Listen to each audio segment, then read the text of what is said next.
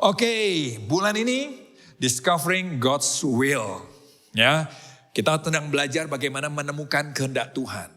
Minggu pertama kita belajar dari Chris, minggu kedua kita belajar dari Buhe, kita belajar banyak hal. Bagaimana mendahulukan kehendak Tuhan, ada beberapa ciri keputusan yang diambil. Maka minggu ini saya mau ajak kita belajar tentang hidup dipimpin Tuhan. Bagaimana sih hidup dipimpin Tuhan itu? Ya, gimana sih hidup dipimpin Tuhan itu? Nah, cara terbaik untuk memahami fungsi dan tujuan dari suatu benda itu gimana sih caranya menurut saudara? Gimana caranya kita bisa tahu benda ini sebetulnya buat apa? Ya jelas caranya adalah bertanya pada pembuatnya. Setuju ya saudara ya? Karena kalau saudara nggak bertanya pada pembuatnya, maka kita, ini apa sih? Ini apa ya? Saya pernah berpikir apakah ini speakernya istri saya? Karena istri saya suka dengar musik, jadi saya pikir apa ini speaker ya? Di mana lubangnya ya? Atau ini juga bisa bikin untuk bunuh semut? Bisa. Tapi ternyata ini adalah pengharum ruangan. Ya kan, untuk air purifier gitu. Nah terus tahu dari mana sebetulnya dia bisa apa aja. Siapa tahu bisa sambil nyanyi lagunya. Ada keluar lagunya maksudnya. Ya salah satunya dengan tanya sama pembuatnya. Karena si pembuat pasti sudah punya rencana dan tujuan yang spesifik buat benda ini. Setuju? Spesifik sekali. Sama seperti alat ini. Gampang dong ini earphone atau apa sih ini? Earphone mungkin ya. Pakai biasa aja. Tapi kalau suruh bertanya lebih jelas, ternyata nanti ada satu tombol yang berbeda sama earphone yang lain. Tombol ini bisa memaksimalkan. Nah yang ini bedanya sama earphone lain tuh ini loh. Baru tahu kita setelah tanya sama si pembuat. Ternyata ada tombol tambahan, ada feature tambahan, ada sesuatu yang advance yang bisa manfaatkan. Makanya waktu kita mempelajari manualnya dengan lebih teliti, maka sebuah benda akan semakin maksimal di tangan kita. Setuju? Bagaimana dengan hidup kita? Bagaimana dengan hidup saudara dan saya? Sama. Bagaimana supaya hidup kita jadi maksimal, advance, betul-betul maksimal dipakainya? Tanya sama yang buat. Yang buat siapa? Tuhan. Setuju ya? Tuhan yang buat. Yuk tanya sama dia. Pak Andi saya sudah tahu. Pasti suruh baca firman. Oh iya. Tapi yang saya mau bahas adalah begini loh. Seringkali kita sudah baca firman. Kok gak ngerti ya? Saya sudah coba baca manualnya. Kok gak ngerti ya? Ngantuk malah. Saya pikir Alkitab obat tidur paling mujarab. Lagi segar-segar baca Alkitab. Ngantuk langsung tidur. Kenapa begitu? Nah itu yang saya mau bahas. Dalam tanya kenapa, apa yang menjadi penghambat kita mendapat tuntunan dari firman Tuhan. Apa yang menghambat kita? Apa yang membuat kita susah mengerti? Dengar pemuritan, dengar kelas, dengar khotbah, dengar ini kok gak ngerti. Apa sih? Yang pertama begini, kita tuh ingin tuntunan tuh jelas dan praktis. Setuju? Sementara firman Tuhan banyak mengajarkan prinsip kehidupan dalam kerajaan Allah. Kenapa? Tuhan gak bilang kanan, kiri, kanan ini sebab kita bukan robot. Tuhan gak ciptakan saudara dan saya robot. Kanan, 3 langkah kiri. Naik ke atas, tunduk kepala. Gak begitu saudara. Tuhan juga gak mau membuat saudara dan saya terus kanak-kanak rohani. Tuhan mau kita makin dewasa di dalam dia. Bijaksana, punya hikmat, bisa memutuskan sesuai kehendak Tuhan. Tapi sayangnya kita seringkali pengen semuanya jelas dan praktis aja. Makanya waktu baca Alkitab kok kita gak dapet ya. Misalnya jodoh, yang lagi cari jodoh ya kan. Cari, oh Tuhan saya cari firman Tuhan mana ya. Saya harus pilih Christine apa Justin. Saya harus pilih Alfred atau Alfredo. Oh membingungkan hidup ini. Firman Tuhan sama sekali gak ada Alfred di situ. Gak ada Alfredo di situ, gak ada Christine di situ, gak ada Justin. Tapi firman Tuhan mengajarkan prinsip jodoh yang baik itu seperti apa. Bukan seiman dan seimbang saja. Ada prinsip karakter di sana. Nah waktu kita belajar kita jadi bisa memilih. Christine sama Justin mana yang paling cocok, mana yang lebih cocok. Ada tuntunannya, prinsip dalam kerajaan Allah untuk memilih jodoh. Pekerjaan juga sama. Kita pengen Tuhan saya harus kerja apa. Saya nggak mau salah, saya harus kerja apa supaya berkat Tuhan melimpah dalam hidup saya. Saya harus kerja kantoran atau jadi kontraktor. Tapi firman Tuhan gak pernah mengarahkan begitu. Firman Tuhan mengajarkan kita prinsip begini, apapun yang kita kerjakan, kerjakanlah untuk Tuhan. Muliakanlah Tuhan lewat pekerjaanmu. Kerjakan dengan excellent, maka Tuhan akan menyertai kita dan membuat kita berhasil. Bukan untuk kita, tapi untuk memuliakan nama Tuhan. Amin. Tuhan mengarahkan dalam bekerja. Lihat talenta yang Tuhan kasih di sini. Lihat talenta. Karena talenta ini akan membuat saudara mampu. Misalnya ada orang memang kekuatannya marketing. Aduh kalau ngomong saudara lancarnya luar biasa. Anies juga kalah saudara. Ya wih luar biasa kalau ngomong gitu kan. Oh ya marketing. Jangan udah kayak gitu pembukuan. Oh gak tahan saudara. Pembukuannya bisa ngelantur semua. Tapi ada orang memang cermat, hati-hati, detail, mungkin gak banyak bicara. Memang talentanya pembukuan. Misalnya begitu. Jadi lewat firman Tuhan mengajarkan bahwa dia menenun kita. Dia menciptakan kita. Sehingga dari situ kita tahu apa panggilan Tuhan dalam hidup kita. Akhir zaman sama. Banyak orang pengen tahu akhir zaman dengan jelas dan detail. Tuhan udah bilang tidak ada yang tahu waktunya. Oh tidak bisa. Semua pengen tahu sampai akhirnya ada buku yang tentang akhir zaman. Sudah meninggal orangnya. Sudah lama meninggalnya. Orang bule. Dia karang tentang kapan Tuhan datang. Laku berapa? Jutaan eksemplar. Bayangin kalau satu buku $1 aja dia dapat. Berapa puluh miliar dia sudah dapat saudara. Coba suruh hitung sendiri. Jutaan eksemplar. Dia sebut tanggalnya. Dia bilang memang Alkitab bilang tidak seorang pun tahu. Tapi kalau kita bertanya Tuhan akan kasih tahu. Kita percaya. Padahal gak ada ayatnya. Sama seperti dibahas. Di neraka nanti kita disiksa sama setan. Wih seram. Padahal gak ada ayatnya. Kita waktu Alkitab gak menjelaskan detail. Kita paksa detail. Justru kita jadi bingung dengan membaca firman Tuhan. Alkitab nggak cerita di neraka saudara disiksa sama setan. Sama sekali nggak. Neraka tempat setan dihukum. Akhir zaman. Tanggal berapa? Saudara tahu apa yang terjadi? Tanggalnya datang. Tanggalnya datang. Tuhan tidak datang. Terus pendeta ini bikin apa? Revisi. Beneran, bukunya dikeluarin edisi revisi, tanggal diganti, disesuaikan semua. Laku berapa? Jutaan eksemplar lagi saudara. Orang Kristen ini benar-benar kita ini ya. Jutaan lagi. Jadi si orang ini saya nggak tahu motivasinya memang nipu, nggak tahu apa. Tiap kali keluarin buku dapat puluhan miliar. Dari orang-orang Kristen yang pengen tahu tanggal berapa. Pengen jelas, pengen praktis. Kenapa? Supaya nanti dekat-dekat tanggal itu gue bertobat. Kan gitu saudara.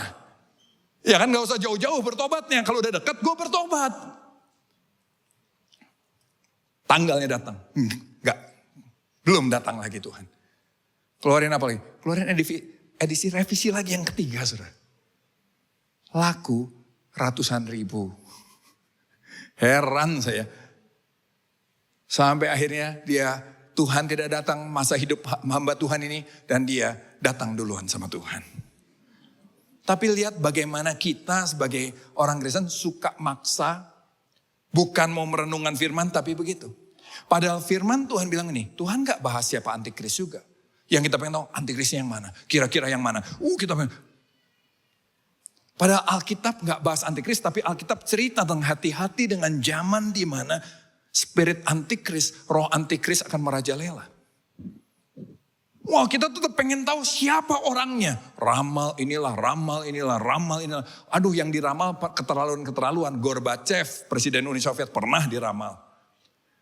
Presiden Amerika yang kemarin siapa? Barack Obama pernah diramal. Paus pun pernah, ya marah dong teman-teman Katolik saudara. Kristen keterlaluan, Paus antikris. Ya ampun Masya Allah. Jadi bikin kacau semua. Padahal Alkitab tidak pernah sebut siapa. Nah kita sibuk cari begitu. Makin bingung sama Alkitab. Kita juga gak baca Alkitab. Kita sibuk cari siapa antikrisnya. Tanpa sadar kita sudah jadi antikris. Gara-gara apa? Kita menolak untuk baca Alkitab. Misalnya di sini ada Pastor Jimmy. Saya bilang ini, Pastor Jimmy tim pelayanan kita kan. Saya bilang ini. Jim tolong baca ini ya, saya mau kasih petunjuk tolong besok dikerjakan sama tim. Ini tolong dibaca ya, saya kasih terus dia tidak mau baca. Kira-kira dia tim saya apa bukan? Dia tim saya atau anti Andi? Anti-andi ya. Tuhan kasih bukunya sama kita. Ini firmanku ya, tolong dibaca, tolong direnungkan. Terus kita gak mau baca, kira-kira kita tim siapa? Tim Kristus atau antikris? Muka saudara kok langsung cemberut ya?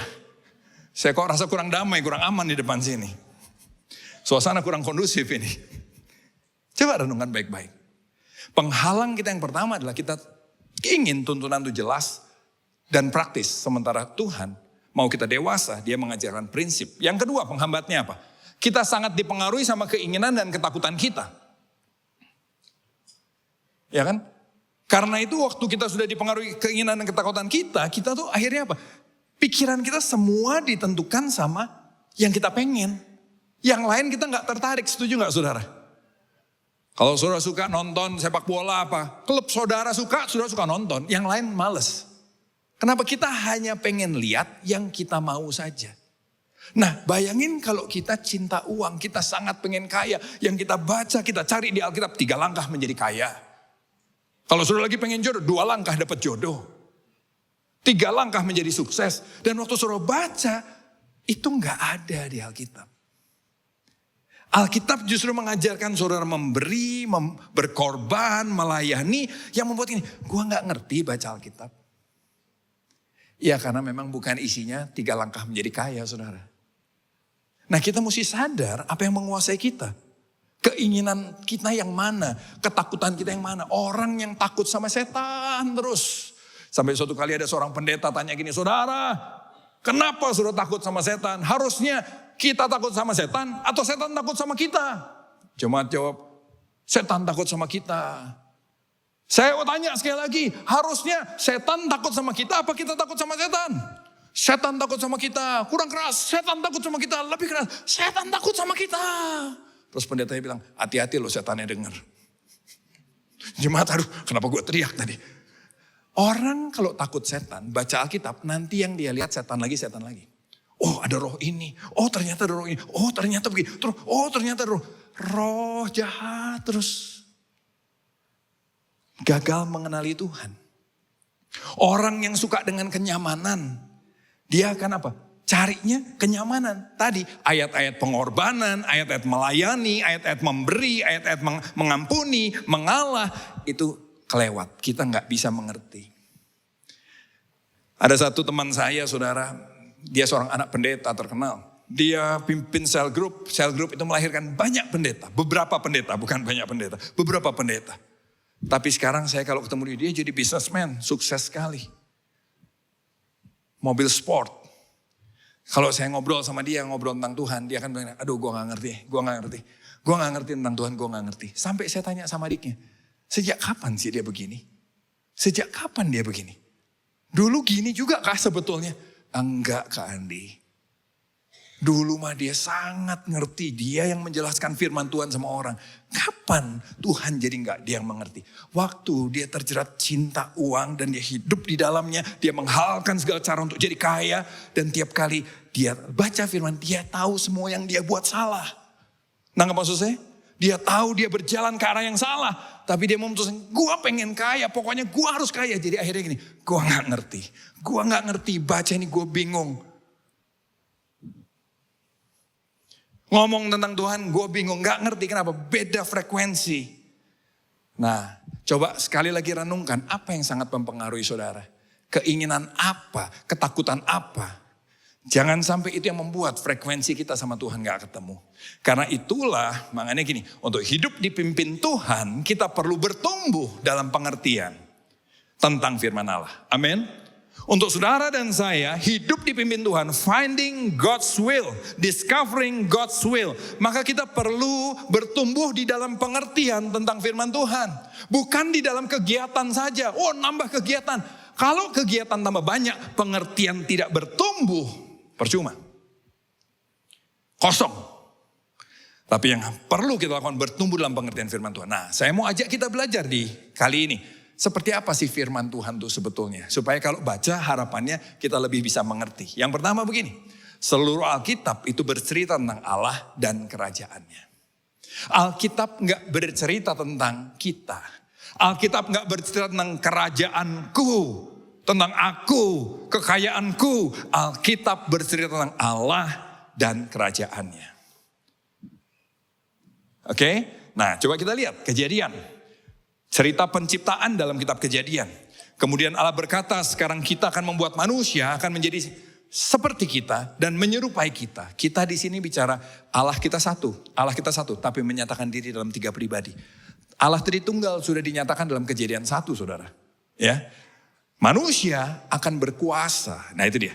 Atas ikan-ikan, burung-burung, segala binatang lain, jinak maupun liar, baik besar maupun kecil. Jadi Tuhan mau bilang ini, dari sejak semula penciptaan adalah bercerita, Allah menciptakan bumi dalam kondisi yang baik. Dari tidak ada jadi ada, dari kacau jadi teratur. Pak, ilmu pengetahuan bilang sudah sekian miliar tahun umurnya. Gak masalah, ilmu pengetahuan itu menjelaskan sejauh yang ilmu pengetahuan bisa tentang seperti apa sih cerita terjadinya. Tapi Alkitab cerita bukan tentang sejarah, Alkitab bukan tentang sains, Alkitab cerita tentang Allah dan kerajaannya. Bahwa dalam kondisi yang kacau dia membuat jadi ada. Nanti di pemuritan saya akan bahas lebih jauh. Tapi yuk ini dulu. Nah, mereka akan berkuasa. Tuhan menciptakan bumi, terus kita ditaruh untuk berkuasa bersama Tuhan. Kerajaan Allah memerintah, Kejadian 1. Amin. Dari Kejadian Tuhan sudah bicara tentang berkuasa, tentang pemerintahannya. Terus masuk perjanjian lama, Adam jatuh dalam dosa, Israel semua. Nah, akhirnya Israel jadi bangsa pilihan Tuhan. 1 Samuel 8 ayat 6. Waktu mereka berkata, berikan pada kami seorang raja untuk memerintah kami. Perkataan itu mengesalkan hati Samuel dan berdoalah Samuel pada Tuhan. Tuhan berfirman pada Samuel, bukan engkau yang mereka tolak, tetapi aku yang mereka tolak, supaya jangan aku menjadi raja atas mereka. Jadi sampai perjanjian lama pun ceritanya adalah Tuhan mau menyatakan diri sebagai raja buat umatnya. Umatnya jatuh bangun. Sebentar mau, sebentar nolak, sebentar mau, sebentar nolak. Kenapa? Tawaran dunia menggoda sama seperti hari ini. Dunia menawarkan, udahlah cinta uang aja. Lu jadi kaya kan, gak, lu paling penting sudah uang. Kaya, terkenal, populer. Banyak cewek, banyak cowok. Ya kan? Itu udah paling, wah. Akhirnya umat Tuhan terombang ambing. Antara mau ikut pemerintahan Tuhan atau ikut sistem dunia. Perjanjian lama sudah cerita tentang kerajaan Allah. Terus berikutnya, perjanjian baru kita lihat. Tuhan Yesus datang kepada mereka. Matius 4. Yesus pun berkeliling di seluruh Galilea. Dia mengajar dalam rumah-rumah ibadat dan memberitakan Injil kerajaan Allah. Katakan Injil kerajaan Allah. Serta melenyapkan segala penyakit dan kelemahan di antara bangsa itu. Melenyapkan segala penyakit dan kelemahan itu bonus. Tapi seringkali kita pengen yang bonus jadi yang utama. Yang kita kejar mujizat, yang kita kejar kesembuhannya. Itu bonus. Utamanya apa? Kerajaan Allah. Katakan kerajaan Allah. Injil kerajaan Allah. Itu pesan utama dari Tuhan. Waktu dia turun ke dunia. Kisah Rasul. Waktu Tuhan Yesus bangkit dari kubur. Lihat ini. Kepada mereka Tuhan Yesus menunjukkan dirinya setelah penderitaannya selesai. Dan dengan banyak tanda dia membuktikan bahwa dia hidup. Sebab selama 40 hari dia berulang-ulang. Katakan berulang-ulang. Dia muncul gak cuma sama 1-2 orang. Banyak orang menampakkan diri dan berbicara pada mereka tentang satu saja. Apa itu? Kerajaan Allah. Tuhan muncul di depan Petrus, Tuhan muncul di depan Yohanes, Tuhan muncul di danau, Tuhan muncul di perjalanan. Kita bilang, Tuhan muncul sama murid di Emmaus. Tapi satu yang dia ngomong selalu, kerajaan Allah. Kerajaan Allah ingat, Yohanes kerajaan Allah, Yakobus ingat kerajaan Allah. Kerajaan Allah fokus utama Tuhan. Apa sih Injil kerajaan Allah itu? Apa sih Injil kerajaan Allah? Injil, gospel bicara gini, kabar baik itu artinya. Gospel kabar baik tentang apa? Kabar baik tentang grace, tentang begitu besar kasih Allah pada kita. Tentang betapa baiknya dia sehingga dia mau datang, sang Mesias datang, sang Raja datang, sang terang itu datang, sang firman itu datang di tengah-tengah kita yang kita rayakan dalam Natal. Dia datang sebagai apa? Raja yang mengampuni, raja yang menebus dosa umatnya, raja yang menyelamatkan, raja yang memulihkan, raja yang menyatakan pemerintahannya di dunia ini. Itu gospel Itulah Injil Kerajaan Allah. Amin. Akhir zaman gimana? Tapi kan akhir zaman gak gitu Pak. Oh, kita lihat akhir zaman. Wahyu 22. Wahyu 22 adalah kitab terakhir, pasal terakhir dari Alkitab saudara. Abis ini kalau Alkitab saudara masih ada pasal selanjutnya, saudara beli buku sesat itu. Salah beli buku. Ini sudah yang terakhir. Isinya gini. Mereka, kita, saudara dan saya akan melihat wajah Allah. Nanti kita tuh dalam kekekalan kita akan melihat wajah Allah. Dan namanya akan tertulis di dahi mereka. Kenapa di dahi? Sebab sudah tahu kan gini. Antikris nanti gini, lambangnya 666. Hati-hati loh, jangan dicap di sini, jangan dipasang chip. Wah, hati-hati 666. Saudara, di sini bukan bicara tato, bukan. Ini bukan bicara dicap 666. Ini bicara di dahi, bicara pikiran, isi pikiran kita. Katakan sama-sama isi pikiran. Jadi kalau yang nanti antikris, pengikut antikris, isi pikirannya menolak Kristus, antikristus. Suruh baca Alkitab, minta maaf. Wah, gue gak mau baca Alkitab. Gak mau, gue mau baca Alkitab. Nah, kenapa? Pikirannya antikristus, menolak Kristus. Tapi nanti umat Tuhan, nama Allah yang terus ini, dengan kata lain apa? Pikiran kita ada Tuhan di sana. Waktu kita bekerja, pikiran kita ada Tuhan. Amin. Waktu kita lagi berjalan, pikiran kita ada Tuhan. Waktu kita lagi liburan, pikiran kita ada Tuhan. Waktu kita lagi bersama teman kita, pikiran kita ada Tuhan. Itu maksudnya di dahinya tertulis namanya. Ayat 5, dan malam tidak akan ada lagi di sana. Mereka tidak memerlukan cahaya lampu dan cahaya matahari. Sebab Tuhan Allah akan menerangi mereka.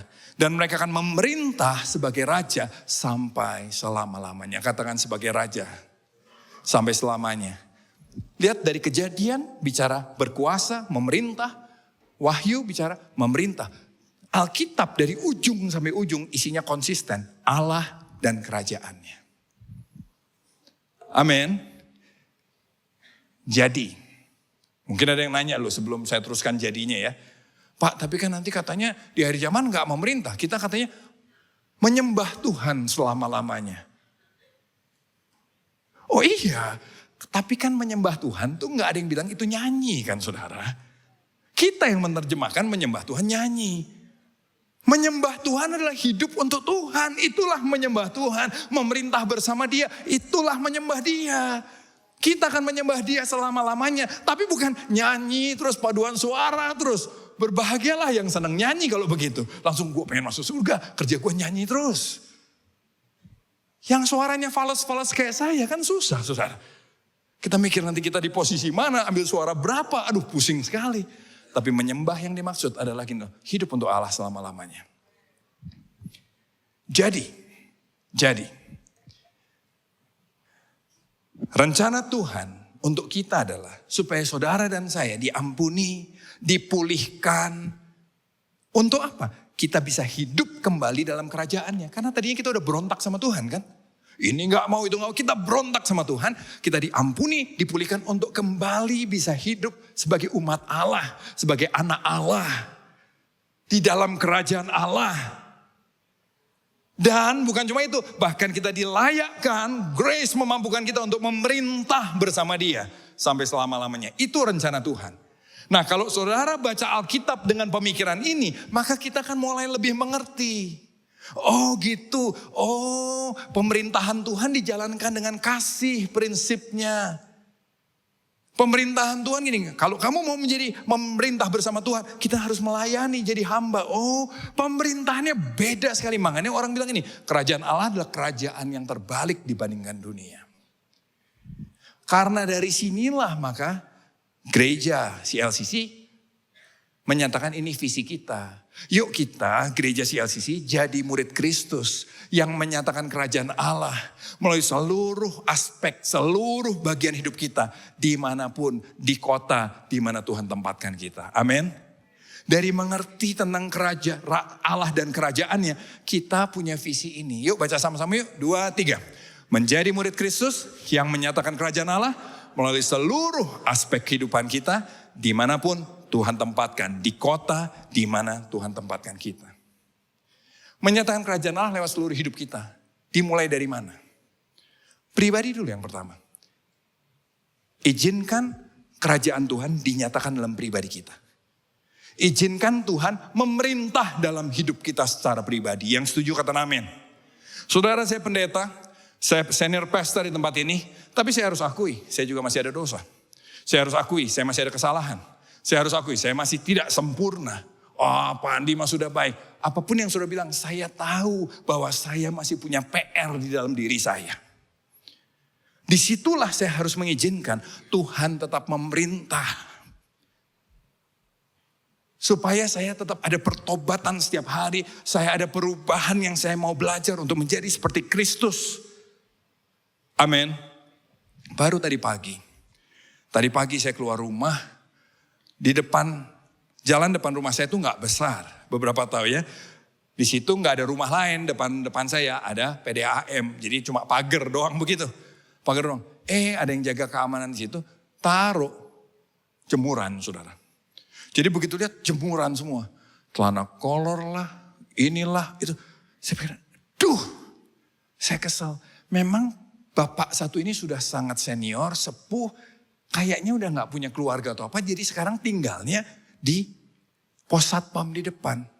Tapi saya kesel dan saya, gue laporin aja deh sambil mau mengarah ke sini, saudara, menuju perjalanan untuk pelayanan membawa firman tentang kerajaan Allah. Kerajaan Allah. Saya kesel. Saya pikir gue lapor RT, gue lapor ini, ya kan ini. Terus saya mulai mikirin, kenapa dia begitu ya? Oh, jangan-jangan temannya kemarin dikasih tips, ini enggak. Oh, sengaja dia ngambek. Oh, bentar lagi gue kalau gitu gue pakai. Mau kasih tips, jemuran hilangin dulu. Dalam perjalanan, cuma berapa menit saya kesini kan. Toto Tuhan kayak bilang gini di hati saya. Kenapa kamu gak memilih mengasihi dia? Kenapa kamu gak pikir mungkin ini ada keluarga lagi yang pelihara dia. Kenapa gak kamu pikirin malam-malam dia kedinginan apa enggak? Kamu punya banyak kopi di rumah, jemaat kasih kopi terus sampai saya darah tinggi, saudara. Ya, kenapa gak kasih kopi sama mereka? Saudara tahu? Oh, ini bagus. Saya akan mengasihi dia, terus kalau udah saya mau bilang, tolong jemurannya jangan di situ lagi. Langsung, susah ya mengasihi. Lihat ya, saya tiba-tiba menyadari, transaksional banget saya. Gak tulus saya. Saya pakai semuanya untuk apa? Saya dapat apa yang saya mau. Saya dapat apa yang saya pengen. Apa yang menguntungkan saya. Di situ saya belajar, oh Tuhan. Disitulah di area-area seperti itu saya harus belajar. Datanglah kerajaan-Mu dalam hidupku Tuhan. Biar cara berpikirku selaras sama Tuhan. Amin. Amin. Oh, banyak sekali. Menyatakan kerajaan Allah dalam seluruh aspek hidup kita mulai dari pribadi. Buat beberapa saudara mungkin mulai dengan ayo belajar merenungkan firman. Nanti kita ada programnya ya. 1 minggu merenungkan firman sama-sama. Pak, kok cuma 1 minggu? Alah, 1 minggu aja belum tuh jalanin, saudara. Amin. Jangan 2 tahun, 3 tahun dulu. 1 minggu dulu saja. Amin. Tuhan kiri kanan, 1 minggu dulu. Suasana mulai kurang kondusif lagi, saya bisa rasa itu. Di keluarga sama. Saudara tahu waktu kerajaan Allah ditegakkan, keluarga ada masalah enggak? Ada pasti. Waktu ada masalah, apa? Kalau sudah mau belajar nih, prinsip kasih menguasai pikiran kita, mengampuni menguasai pikiran kita, maka keluarga kita bisa terus mengalami damai sejahtera dalam Tuhan. Bukan saling balas dan membalas, bukan makin lama makin pahit sehingga anak pun belajar kepahitan dari rumah. Tapi kita mulai belajar tentang kasih. Amin. Dalam pekerjaan sama, profesi. Saya kerjaan, semua bisnis lagi, enggak semua lah ya, saya harap saudara semua baik-baik saja. Bisnis lagi enggak gampang kalau menurut saya. Lagi krisis ini. Saya, enggak sampai seret lah, enggak sampai masalah gimana sih kalau muka saya. Kayaknya mukanya masalah, mungkin agak lebay aja ya. Tuntutan khotbah saudara ya. Tapi saya ada masalah. Masalah dan keluarga saya ada masalah. Bisnis ada masalah. Saya sempat begini, Tuhan, ntar dulu ya Tuhan, saya fokus dulu sama ini. Soal rencanamu, nanti dulu gue gak bisa mikir. Gue gak pusing, gue mau mikir fokus sama kerjaan dulu. Fokus sama keluarga dulu. Oke, ini nanti. Tahu-tahu saya mulai mikir. kenapa kok rencana Tuhan yang dipinggirin, rencana saya duluan? Berarti yang paling utama rencana saya dong. Bisnis saya dong nomor 1. Saya mulai renungin firman lagi. Allah dan kerajaannya. Harusnya bisnis gue boleh naik, boleh bisa naik dan turun. Kerajaan Allah jalan terus. Harusnya saya boleh sebentar dalam kondisi wow. Oke sebentar, aduh lagi ada problem. Tapi kehendak Allah yang saya harus tetap berjalan di dalamnya. Di situ saya mulai berdoa untuk gini, kerajaan Allah datang dalam pekerjaan saya. Saya berdoa supaya begini loh. Ini masih dalam pribadi juga sih sebetulnya, bahwa Tuhan buat saya bisa, Tuhan jadi yang utama dalam hidup saya. Krisis belum berlalu, saya berdoa, buat saya bisa fokus sama rencanamu Tuhan. Buat saya tetap boleh Tuhan bisa bicara dan saya boleh nangkep apa yang Tuhan mau untuk ke depan. Amin. Dalam profesi beberapa menyatakan kemuliaan Tuhan di situ. Saya dengar di temannya, di apa. Di sekitar kita tinggal menyatakan kerajaan Allah. Di kota di mana kita ada. Februari saya akan cerita lebih jauh sama saudara tentang menyatakan kerajaan Allah di kota kita ya. Saya masuk dalam poin yang terakhir. Karena desakan dari mereka semua. Enggak. Waktu kita mengubah jalan berpikir kita sesuai dengan kingdom value, maka hidup kita yang juga akan ikut diperbaiki, betul nggak? Waktu sikap saya sama istri juga semakin diwarnai dengan kingdom value, sebetulnya gini, kehidupan keluarga kami yang juga semakin disempurnakan. Waktu saya mau bertobat, waktu kita mau berubah, waktu kita mau belajar menyatakan kerajaan Allah lewat hidup kita, bagian hidup kita dipulihkan. Saya boleh tetap punya masalah dalam bisnis, tapi begini, damai nggak hilang, itu dia. Itulah hidup yang sejati, tetap bersuka cita. Kenapa? Karena kita nggak dikuasai sama apa yang dunia tawarkan. Waduh, yang lain ganti mobil sport, kapan gue beli? Nggak terpengaruh. Kita makan steak nggak bilang ini, wah terima kasih berkat berlimpah. Waktu makan tempe, kenapa engkau meninggalkan aku ya Tuhan? No. Amin. Dalam segala sesuatu kita tahu, uang saya kemarin mungkin lebih banyak, sekarang lebih berkurang, tapi Tuhan tetap baik. Engkau tetap rajaku. Saya hidup nggak tergantung dari apapun, tapi dari rencana Tuhan. Oh, itu perlu dilatih. Tapi waktu kingdom value memenuhi kita, hidup kita akan berubah. Kualitas hidup kita berubah. Disitulah kehidupan yang sejati akan saudara dan saya dapatkan. Amin. Saya akan tutup dengan firman Tuhan ini. Panjang saudara, 6-13. Saudara terjebak. No, pendek aja. Apa yang harus kita buat sih? Untuk kita, pola pikir Allah memenuhi kita. Gini, kembalilah kepada Tuhan selama masih dapat. Kasih karunia Tuhan curahkan buat kita.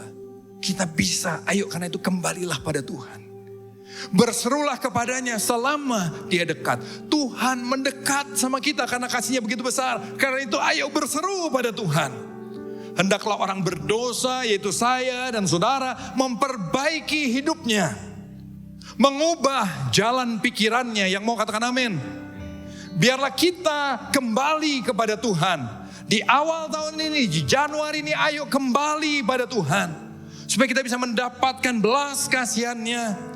Hendaklah kita berpaling, kita menghadap pada Allah kita. Sebab Tuhan mengampuni dengan murah hati. Kembali pada Tuhan bicara bertobat. Bertobat bukan soal dicelup, diselamkan di air, kecemplung di air. Bertobat bukan punya slip, kartu jemaat. Bertobat artinya gini, menerima Tuhan memerintah dalam hidup kita. Di awal tahun 2024 saya mau ajak kita, izinkan Tuhan memerintah dalam hidup saudara dan saya. Amin. Izinkan prinsip kerajaannya jadi prinsip hidup kita. Izinkan prinsip kerajaannya menjadi prinsip dalam kita berpikir. Prinsip dalam kita bekerja. Prinsip dalam kita menentukan rencana. Prinsip dalam kita menentukan tujuan hidup kita.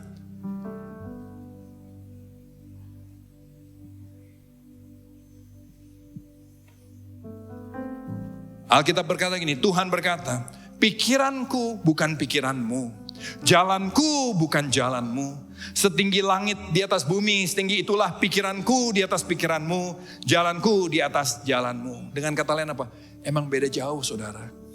Makanya ayo jangan jauhkan dari pertemuan ibadah. Ayo belajar, nanti ada kelas, ikut kelas. Ayo ikut komunitas, kenapa? Supaya belajar mengerti pikiran Tuhan yang jauh beda sama kita. Jalan yang jauh beda, tapi Tuhan mau beritahu sama kita. Prinsip-prinsip yang jauh beda, tapi Tuhan mau nyatakan dalam hidup kita. Ayo belajar yuk, ayo belajar yuk. Karena waktu kita mulai mengerti prinsip kebenaran kerajaan Allah, maka saudara akan menemukan bahwa di dalam hidup kita ada panggilan Tuhan.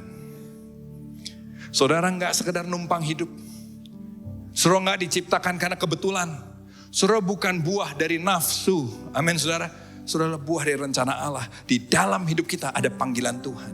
Di dalam profesimu ada rencana Allah. Ada kerajaan Allah yang Tuhan mau nyatakan lewat profesimu.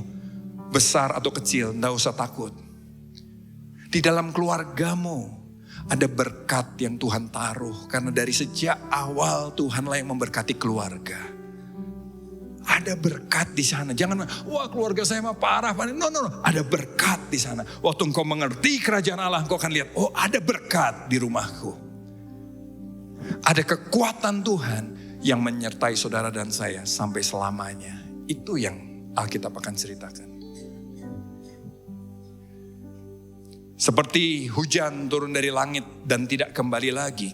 Melainkan membasahi bumi, menyuburkannya, menumbuhkan tanaman, memberi hasil untuk ditabur dan dimakan. Begitu juga perkataan yang kuucapkan, firman yang keluar dari mulutku, kata Tuhan, tidak akan kembali kepadaku dengan sia-sia. Tetapi berhasil melakukan apa yang kuhendaki dan mencapai segala yang kumaksud. Yang setuju kata amin. Rencana kita bisa batal, rencana kita bisa gagal, rencana Tuhan jalan terus. Dunia mau ngomong apapun, rencana Tuhan jalan terus. Saudara, Alkitab sama sekali gak bercerita tentang kerajaanku. Bukan tentang aku. It's not about me. It's not about us. Alkitab bercerita it's all about God. It's all about God. Amin. Dan rencananya yang gak akan batal. Kalau gitu gini, kita gak bisa hidup di luar Tuhan. Karena itu lebih baik kita bilang, Tuhan, aku mau ikut dalam rencanamu. Aku mau terlibat dalam kerajaanmu. Yang setuju katakan amin. Hasilnya apa? Ini hasilnya. Kamu akan meninggalkan Babel. Babel bicara perbudakan dosa.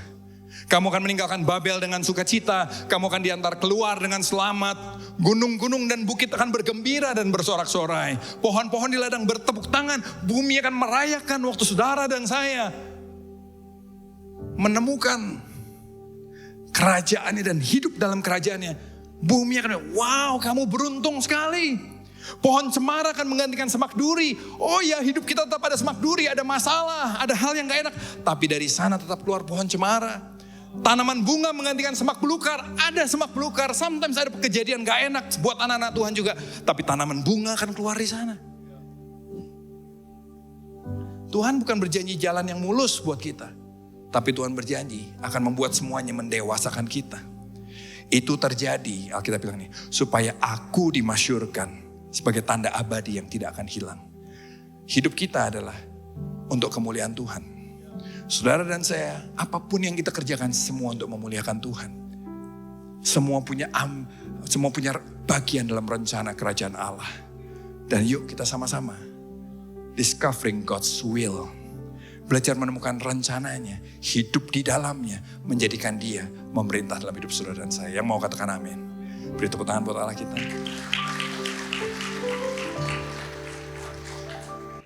Ku mau memujimu, ku selalu pujimu, ku mau menyembahmu, ku selalu sembahmu.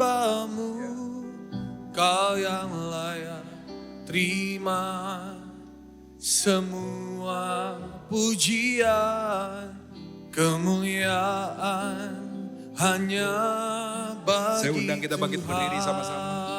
Yang mau bilang aku mau Tuhan. Ku mau memujimu, Jadilah Raja dalam hidup kami. Ku selalu pujimu, ku mau menyembahmu, ku selalu sembahmu, kau yang layak terima semua pujian, kemuliaan hanya bagi Tuhan. Katakan sama-sama. Ku mau memujimu, ku selalu pujimu, ku mau menyembahmu, ku selalu sembahmu, kau yang layak terima semua pujian, kemuliaan hanya bagi Tuhan. Mampukan kami Tuhan untuk tidak dikuasai sama tawaran dunia, tidak dikuasai sama dosa, tapi kami berhasil melihat kerajaan Allah dengan segala kebenarannya. Karena kami tahu itulah hidup yang sejati. Itulah hidup yang sejati. Waktu Allah menerima kami, mari urapi setiap anak-anakmu di tempat ini. Biar setiap kami punya hati yang mau bertobat. Supaya di dahi kami tertulis nama Allah. Dalam pikiran kami selalu ada Tuhan. Berkati anak-anakmu Tuhan. Berkati anak-anak. Kami orang lemah. Tanpa Tuhan kami tidak bisa. Bantu kami Tuhan. Bantu kami Tuhan. Bantu kami Tuhan. Supaya kerajaan-Mu datang dalam hidup kami. Kerajaan-Mu nyata dalam keluarga kami. Kerajaan-Mu nyata dalam pekerjaan kami. Kerajaan-Mu nyata di kota kami. Kerajaan-Mu nyata di bangsa kami. Nyatakan kemuliaan-Mu Tuhan. Berkati gereja-Mu. Ajar kami. Discovering God's will. Discovering God's will. Terima kasih. Dalam nama Yesus kami berucap syukur. Sama-sama katakan. Amin.